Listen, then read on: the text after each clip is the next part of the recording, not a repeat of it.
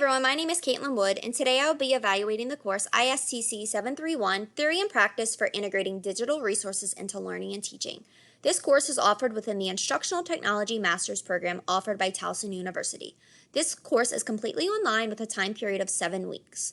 The digital tools used within this course are Blackboard, word processing applications such as Microsoft Word or Google Docs, and a blog of your choice, whether it be Weebly, Wix, or Google Sites. Here is a layout of the course. On the left-hand side, you can see there is a black sidebar, and it makes it user-friendly for the individual. As you can see, there are sections that the user can go and click on to get to all of the course content that they need to. Now, the course evaluation tool that I chose was Penn State. As you can see in the picture below, I've included the 7 principles. Now, the reason I chose this evaluation tool is because I believe the 7 principles most relate to my philosophy of learning. I thought it would be interesting to see how a graduate level course compares as I evaluated to my style of teaching. Also, there were examples as to where you could locate the principles within the course, which made the review a little bit easier. Now, first principle is encourages contact between students and faculty. This was within the evaluation tool for Penn State, and the strength that I found that the instructor did within this course was they offered a welcome message, and that encouraged student to instructor contact. Here you can see right here, I've included a picture of that welcome message. Also, the instructor included a PowerPoint and a video about himself to build community within the course. So here are the 2 links, one for a PowerPoint and one for the video. And lastly, course participants were able to participate with one another on a discussion post and introduce themselves. And here you go, here's a picture about the discussion post for introducing yourself. Now, one recommendation for the instructor for this principle is that he could have provided students with a space to interact and study with one another, such as a Zoom always being open or a discussion room open at all times for students to access. Principle number 2 is develops reciprocity and cooperation among students. A strength that the instructor had was he always provided good discussion participation among students. So he showed the do's and the don'ts of how to participate in a discussion. And here is a picture of what his expectations were. Also, another strength was the instructor facilitation of class discussions by him always encouraging, probing, questioning, and summarizing. And he did this one night as we were participating in a Twitter chat, and he was always questioning, encouraging us on the discussion post, and that made us feel more welcome and more students were able to cooperate. Now, one suggestion or improvement for the instructor in this principle is that maybe he could create more opportunities for cooperating and communicating with other individuals, as the Twitter night was the only main way that we could communicate with one another other than the introduce yourself discussion.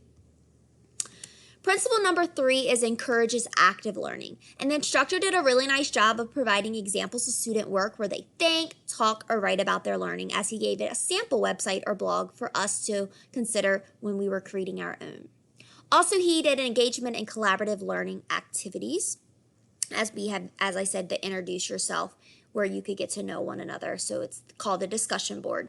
Now, one recommendation is that he could offer more opportunities for students to customize their learning by altering their assignments to meet their needs. So some options could be given to students. Maybe you could do a blog, maybe you could do a paper, or possibly a podcast, as to more options. The next principle is principle number 4, which gives prompt feedback. So the instructor did a nice job of giving information about course feedback methods and standards on the course syllabus. He always said that he would help us and message us back within 24 hours on weekdays, and he would return graded work within a week. Also, there was an up-to-date student-accessible course gradebook. He would automatically grade the work, and it would be posted within the gradebook for us to access. Now, one improvement that I would give here is that I would make sure that he provides written, meaningful feedback on assignments instead of just giving a numerical score, because it's nice to have that feedback so that you can adjust yourself if you need to on next assignments to come. Now, principle number 5 was emphasizes time on task. The instructor did a fabulous job of a course syllabus and outlined the topics to be covered and assignment due dates so students can plan their work accordingly, as you can see right here. Also, he had information in the course syllabus that provided an estimate of the amount of time students should access the course, as he said that students should be accessing the course at least once every 48 hours so they do not fall behind in the course. However, one improvement I would do here is that I would have the instructor allow the student to know how much time should be allotted to each assignment and how much time should be put into the course per week, as this kind of helps the student with their study time to know how much time they should adjust themselves to give themselves enough time on that assignment. And lastly, we have Principle 6, communicates high expectations.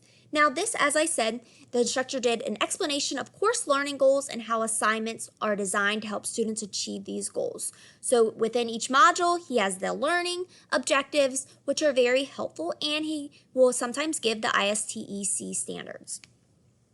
Also, the instructor did explicit communication of the skills and knowledge every student needs to have in order to be successful by allowing rubrics so the student can grade themselves before they turn in the assignment. And last but not least, the last principle is respects diverse talents and ways of learning.